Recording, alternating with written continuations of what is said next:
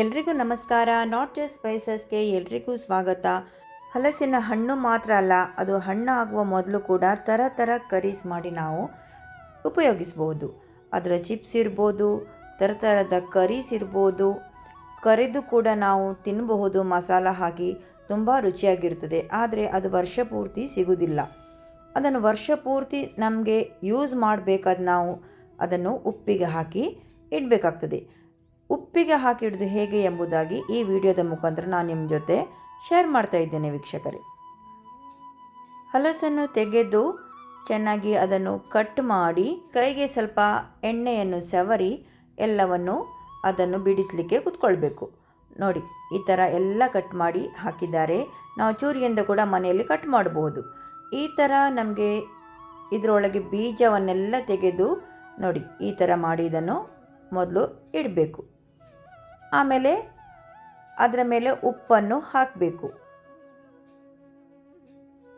ಈ ಥರ ಉಪ್ಪು ಹಾಕಿ ಎಲ್ಲವನ್ನು ಬೆರೆಸಿ ಇಡಬೇಕು. ಇದರ ಮೇಲೆ ಬೇಕಾದರೆ ಪುನಃ ಹಲಸನ್ನು ಹಾಕ್ಬೋದು, ಅದರ ಮೇಲೆ ಪುನಃ ಉಪ್ಪು ಹಾಕಬೇಕು. ಈ ಥರ ಹಾಕಿ ನಾವು 3 ರಿಂದ 4 ದಿನ ಇದೇ ರೀತಿಯಾಗಿ ಇಡಬೇಕು. ಅಷ್ಟರಲ್ಲಿ ಎಲ್ಲ ಹಲಸಿಗೆ ಉಪ್ಪು ತಾಗಿ ಚೆನ್ನಾಗಿ ಬರ್ತದೆ. ಆಮೇಲೆ ಇಂಥ ಕಂಟೈನರ್ನಲ್ಲಿ ನಾವು ಹಾಕಿಡಬಹುದು. ಈಗ ಹಲಸನ್ನು ನಾನು ಇದರಲ್ಲಿ ಹಾಕ್ತಾ ಇದ್ದೇನೆ. ಈಗ ಕೂಡ ನಾವು ಇದಕ್ಕೆ ಉಪ್ಪನ್ನು ಹಾಕಬೇಕು. ಉಪ್ಪಿಗೆ ಹಾಕಿಡುವ ಮೊದಲು ಇದರಿಂದ ಕರೀಸ್ ಮಾಡೋದಾದರೆ ನಮಗೆ ಕುಕ್ಕರ್ ಬೇಡ, ಬರೀ ಒಂದು ಹಬೆಯಲ್ಲಿ ಕೂಡ ಇದು ಚೆನ್ನಾಗಿ ಬೇಯ್ತದೆ.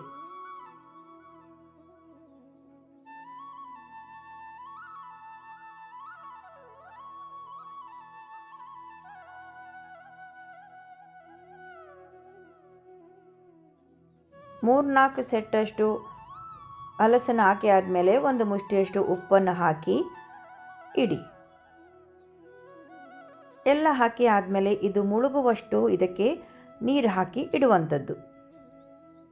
ಈ ರೀತಿ ಮಾಡೋದರಿಂದ ವರ್ಷ ಪೂರ್ತಿ ನಮಗೆ ಇದು ಯೂಸ್ ಮಾಡಲಿಕ್ಕೆ ಸಿಗ್ತದೆ. ನಮಗೆ ಯಾವಾಗ ಕರೀಸ್ ಮಾಡಬೇಕಾ ಆವಾಗ ನಾವು ನಮಗೆ ಎಷ್ಟು ಬೇಕಾ ಅಷ್ಟನ್ನು ತೆಗೆದು ನೀರಿಗೆ ಹಾಕಿ ಉಪ್ಪು ತೆಗೆದು ಕರೀಸ್ಗೆ ಯೂಸ್ ಮಾಡಬಹುದು.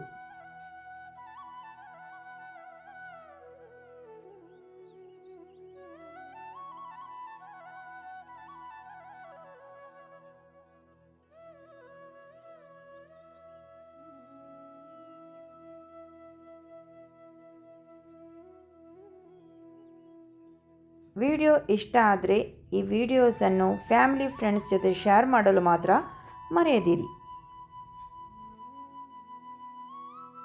ವಿಡಿಯೋ ನೋಡಿ ಸಹಕರಿಸಿದ್ದಕ್ಕೆ ಎಲ್ಲರಿಗೂ ಧನ್ಯವಾದಗಳು.